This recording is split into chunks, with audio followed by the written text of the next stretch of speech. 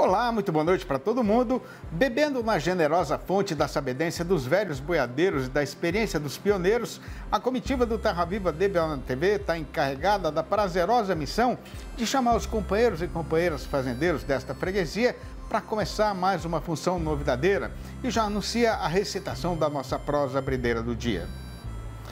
A China deve anunciar até o meado do mês presente, depois do fim da grande festa do ano novo deles, a esperada decisão de autorizar a exportação de carne bovina para o seu imenso mercado de mais uns 20 frigoríficos brasileiros.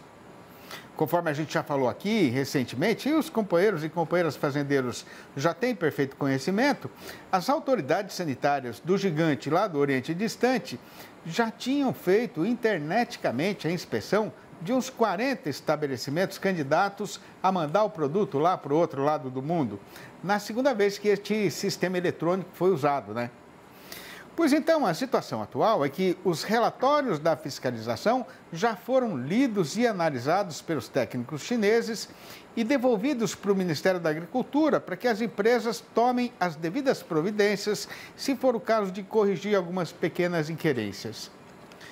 Logicamente que a gente aqui não vai reclamar da China por causa disso, Mas antes de comprar rojão para fazer comemoração, o amigo boiadeiro deve pôr reparo numa questão de grande relevância para quem lida com gado para exportação de carne. Acontece que a primeira e principal intenção do governo chinês com este crescimento da sua relação de indústrias fornecedoras é negociar preço e ter mais força para poder segurar a cotação. E é claro que isso vai ser um forte impedimento para a recuperação do valor do produto brasileiro lá no estrangeiro, Fazendo uma recordação ligeira, em 2022, os compradores chineses pagaram pela nossa carne pouco mais de 7.600 dólares por tonelada. Agora, no 2023, recentemente terminado, a média do ano, falando só da China, despencou para 4.600 dólares por tonelada. Mas também é verdade verdadeira mesmo que este possível engordamento da lista deve ter como consequência alguns benefícios importantes para a cadeia produtiva da carne brasileira, especialmente para as empresas e para os pecuaristas das regiões que ainda não têm nenhum estabelecimento credenciado para exportação.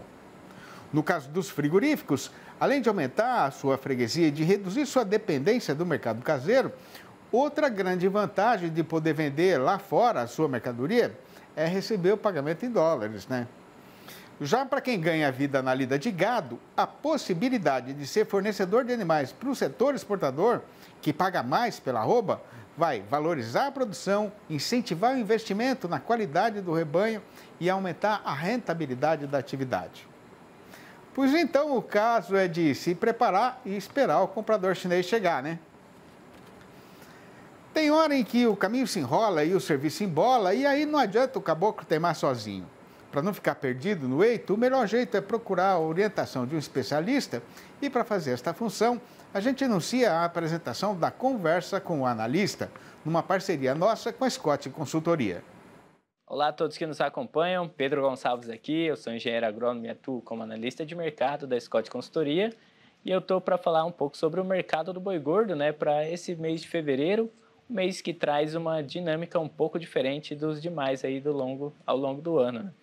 Por que eu falo que traz uma dinâmica diferente? Porque nós temos o carnaval, que são 3 dias a menos aí, mas o mês de fevereiro também tem de 28, 29 dias, 2 a menos aí quando comparado praticamente com todos os demais meses do ano. Então é uma semana a menos ali de trabalho que acaba impactando um pouco até pensando aí nos preços formados para a arroba do boi gordo. Que a gente tem hoje para São Paulo, como referência, a base aí dos R$ 235 por arroba até R$ 245 por arroba, isso pensando já no padrão China, o padrão bovino de exportação. E para esse curto espaço de tempo, pelo menos aí para as próximas semanas, nós devemos ter um preço um pouco mais estável.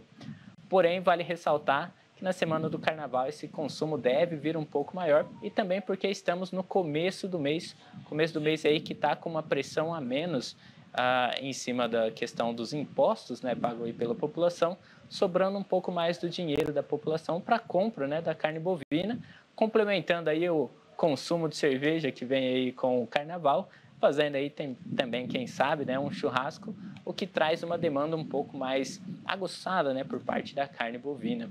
Porém, vale ressaltar que temos também o início da quaresma, que vem do dia 14 de fevereiro até 28 de março, período esse que o consumo de carne vermelha acaba retraindo um pouco aqui para o nosso Brasil, porém, é uma dinâmica um pouco diferente, né, para fevereiro, e cabe um olho aí um pouco mais esperto para esse período. Bom, pessoal, o que eu tinha para trazer hoje era isso. Mais uma vez, muito obrigado, um forte abraço a todos vocês e até a próxima. E a gente aproveita para lembrar mais uma vez que o nosso rancho aqui é casa de caipira, de dançador de catira e tirador de cipó de imbira. E isso quer dizer que a porta está sempre aberta para a participação de quem queira dar uma opinião, contar uma história ou pedir alguma informação. E para conversar com a gente, os companheiros e companheiras fazendeiros ou não, só precisam mandar uma mensagem eletrônica para pauta@tvterraviva.com.br. Repetindo, pauta@tvterraviva.com.br. Com o sol já se largando para a riba da cacunda da morraria, a hora agora é recomendada para dar de beber para a montaria, mas a parada aqui vai ser ligeira e é já que a gente vai voltar para recomeçar a nossa lida marchadeira. Aguarde. Depois de passar a maior parte do ano passado apanhando feio do mercado, o preço do leite pago ao produtor brasileiro finalmente mudou de direção e já registrou em janeiro o segundo aumento seguido. O problema é que esse reajuste ligeiro acontecido agora não deu para compensar nem de longe o fortíssimo despencamento sofrido pela margem do fazendeiro ao longo do 2023 recentemente terminado. Pois então, para adquirir maior entendimento a respeito da situação atual e do rumo que o carretão deve pegar no eito daqui para frente, a gente convidou para a nossa entrevista do dia o engenheiro agrônomo Walter Galan, diretor técnico da Milk Point Mercado, que está na casa dele em Piracicaba, aqui no interior paulista, e vai participar da função falando ao vivo pelo computador. Boa noite, Walter. Mais uma vez, é uma satisfação e um privilégio ter a sua presença internet aqui no nosso arranchamento eletrônico. Seja muito bem-vindo, como sempre, e eu nem preciso falar para você ficar à vontade, porque você é da casa e isso já faz tempo, né? Já sou da casa. Boa noite, Sidney. Boa noite a todos. Um prazer estar aqui de novo com vocês. Prazer é nosso. Ô, Walter, já fazia um certo tempo que o preço do leite ao produtor não subia por 2 meses seguidos, né? O que é que está empurrando o carretão no rumo de morro acima, hein? Interessante, Sidney, que esse ano a gente está começando no oposto da condição de mercado que a gente começou ano passado. O ano passado a demanda começou caindo e a gente tinha muito leite, seja pela produção local, seja por importações. Esse ano a demanda está em recuperação, que a gente tem preços no varejo mais baixos. Produção tende a estar caindo, né? Não temos dados oficiais ainda, mas a gente está sentindo que a produção está caindo justamente por essa queda de preços que a gente teve no ano passado, caiu a rentabilidade do produtor. Então, temos mais demanda esse ano, menos oferta e, portanto, os preços estão subindo. Walter, agora, comparando o preço aí pago pelo leite entregue em dezembro do 23, né, com o mesmo mês do 22, o tombo ainda foi bem feio, né? Sim, foi de quase 20%. Então, ainda tem bastante caminho aí para recuperar, porque os preços, de fato, estão bem baixos. Fazendo, então, uma conta aí do 2023 inteiro, Walter, como é que ficou o preço médio do leite ao produtor e o que foi que isso representou em relação à média do ano retrasado? Olha, a média de 2023, média CPEA Brasil, 2,46. Em 2022, 2,67, ou seja, 21 centavos a mais. Isso dá 7,5% de queda no ano passado, que é bastante coisa. Coisa, né? Ô, Walter, agora falando em custo de produção, né, e rentabilidade para o fazendeiro, o que foi que aconteceu em 2023 e o que é que está acontecendo agora nesse comecinho de 2024?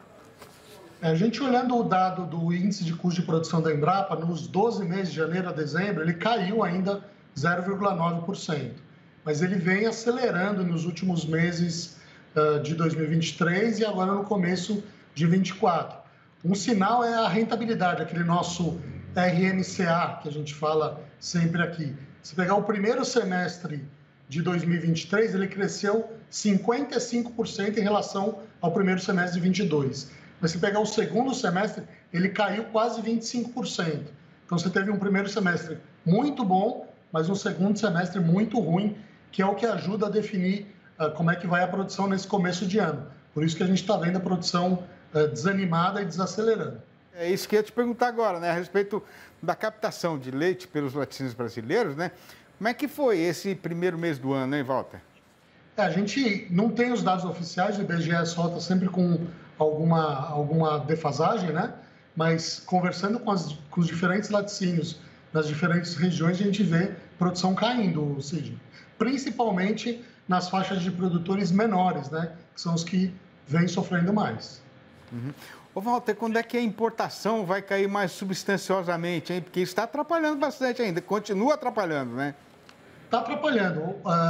O governo soltou uma medida aí em outubro do ano passado, que passa a valer agora, ou passou a valer agora em fevereiro, para tirar benefícios fiscais das empresas que importam. Isso tende a ajudar um pouco a conter as importações daqui para frente. Mas até agora foram bastante grandes e eu não vejo uma caída tão grande nas importações esse ano, Sidney. Como é que o governo tem, qual o poder que o governo tem de influenciar nesse fluxo de importações, Walter? Tem alguma ferramenta que efetivamente possa fechar a fronteira? A gente pode fazer isso à luz dos acordos do Mercosul, por exemplo? Fechar fronteira, colocar tarifa em cima do leite de Argentina e de Uruguai, em função do Mercosul, você falou bem, não podemos fazer isso. O que o governo fez, ele soltou lá no dia 18 de outubro, é tirar ou reduzir o benefício na compra de leite, o benefício fiscal das empresas que importam. Isso passa a valer agora em fevereiro. Só que o que aconteceu? Como a medida foi lá em outubro e passa a valer agora em fevereiro, novembro, principalmente dezembro e janeiro, o pessoal que importa acelerou a importação, que a partir de agora, fevereiro, não vai poder mais importar ou vai ter uma penalidade. Então, na verdade, nesse curto prazo, até fez aumentar um pouco as importações essa medida do governo. A gente espera que daqui para frente ela tenha o seu resultado aí de reduzir os volumes de importação. Para, né, Walter? Agora, o que é que está acontecendo atualmente na Argentina e no Uruguai, Walter? Que são aí os fornecedores de praticamente todo o leite que o Brasil importa, né? Nós temos situações bem opostas. No Uruguai, a produção fechou o ano de 2023 crescendo aí 1,2%.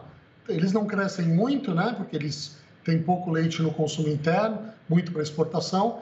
Está crescendo 1,5%, 2%, está indo bem. Na Argentina, a gente teve uma queda de produção no segundo semestre do ano passado, terminou dezembro caindo quase 8% em relação a dezembro do ano anterior.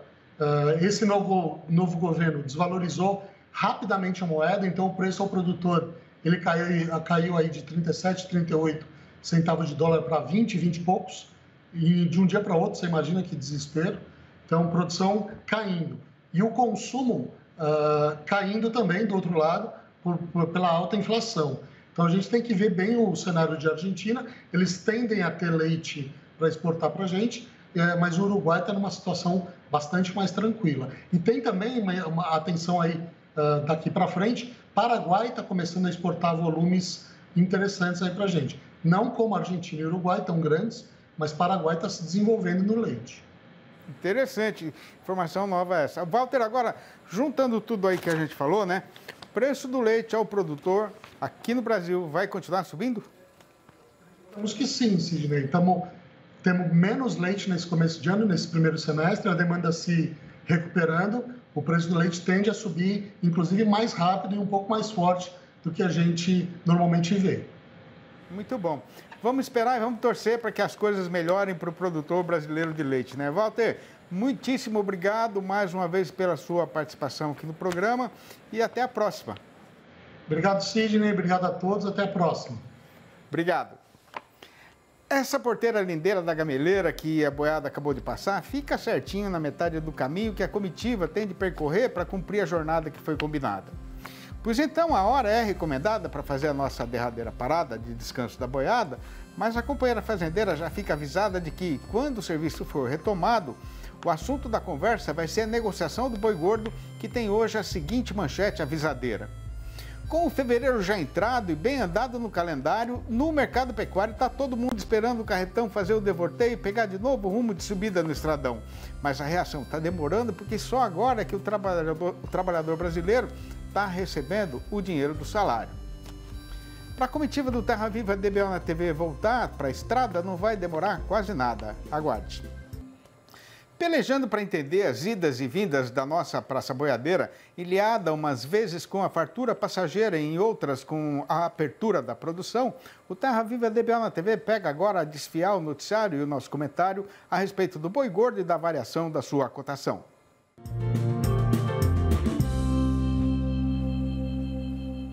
Pois o que tem para ser contado é que, com o fevereiro já entrado e avançado no calendário, o mercado pecuário inteiro continua esperando o vento mudar de lado e o carretão pegar de novo o rumo de subida no estradão.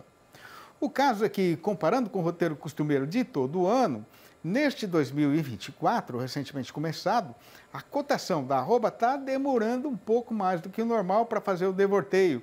E isso está sendo motivo de alguma preocupação para os companheiros e companheiras boiadeiros que já poderiam retomar a negociada de boiada.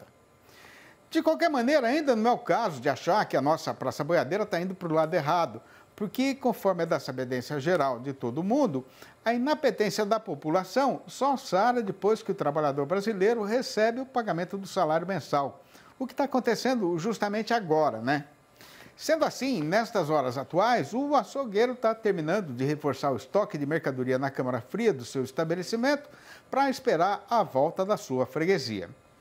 Aí, para o amigo fazendeiro, a questão daqui para frente é de prestar atenção em qual vai ser o procedimento do comprador de gado, que está estranhamente ausente do mercado.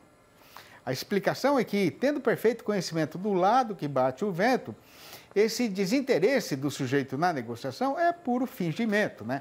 Na intenção de demonstrar valentia para poder fazer a relia com a cotação. Não deixa de ser uma jogada arriscada, né? Porque na semana que vem já é carnaval e por 2 ou 3 dias ninguém vai comprar nem vender nada.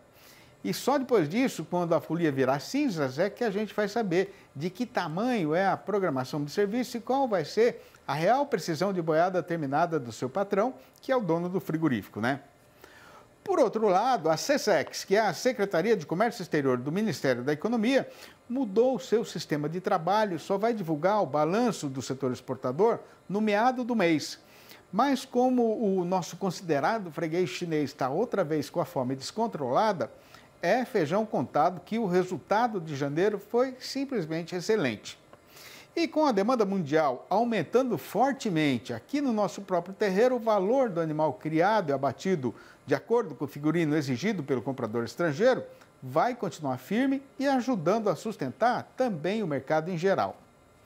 Passando o traço, fechando a conta e tirando os noves fora, o que aconteceu agora foi que, no balanço do dia da Scott Consultoria, foram apuradas mudanças nas cotações em 7 das 32 regiões pesquisadas no Brasil inteiro, sendo que o companheiro boiadeiro, mais uma vez, ficou em desvantagem, porque a arroba caiu em 5 destas praças consideradas e só em 2 ela subiu. Esta listinha das arribadas foi encabeçada pelo Triângulo Mineiro, onde o boi melhorou para R$ 230 a prazo e ainda para descontar o fundo rural. Em Marabá, no Pará, foi a vaca que aumentou sozinha para R$ 195. Já no sul da Bahia, a derriçada foi geral, com o macho sendo rebaixado para R$ 240 e a fêmea para R$ 225. No oeste do estado, o boi piorou para R$ 237 e a vaca para R$ 222. Em Três Lagoas, no estado de Mato Grosso do Sul, a fêmea desceu para R$ 210. No sudoeste de Mato Grosso, o macho desandou também para R$ 210. E no Acre, a vaca escorregou para a porcaria de R$ 190. A respeito de inventar moda, eu não tenho receio de enfrentar nenhum campeão, porque eu sou poeta calejado na roça e meu verso é rabiscado com a minha mão grossa, calejada na enxada, afinada na lida e afiada na vida. Eu faço verso não é por ter usura, é porque eu valorizo a nossa cultura e trago o sertão inteiro guardado no meu coração passarinheiro para mostrar e dividir com todo o povo brasileiro. E é por ter no coração o maior orgulho do mundo de poder fazer aqui a celebração da nossa verdadeira cultura sertaneja brasileira que a gente sempre arremata esta apresentação com a recitação de poesia escrita por mim mesmo, falando da simplicidade da vida e da nossa alegria de tocar a lida de todo dia. E para quem tem este mesmo gosto, vai aqui a recordação de que todas essas trovinhas faladas no programa estão reunidas e publicadas nos 4 livros da minha coleção Versinhos de Caipira, que continuam à disposição dos companheiros e companheiras boiadeiros ou não do Brasil inteiro. E para saber como fazer para comprar um exemplar ou logo a coleção inteira, o amigo e a amiga podem ligar diretamente para mim, no meu telefone particular, que é o 11 98 224 1807. Repetindo, 11 98 224 1807, ou mandar um e-mail para sidneymasco@uol.com.br ou ainda achar meu nome lá no Facebook. Com a boiada entregue na estação e a pionada do patrão já fazendo a embarcação, a nossa missão por hoje está terminada e, sendo assim, a gente anuncia a despedida e faz a retirada, deixando prometida a volta do Terra Viva DBO na TV para amanhã mesmo, às 6 horas e às 8h30 da manhã e ainda às 7h25 da noite. Um abraço para todo mundo e até mais ver então.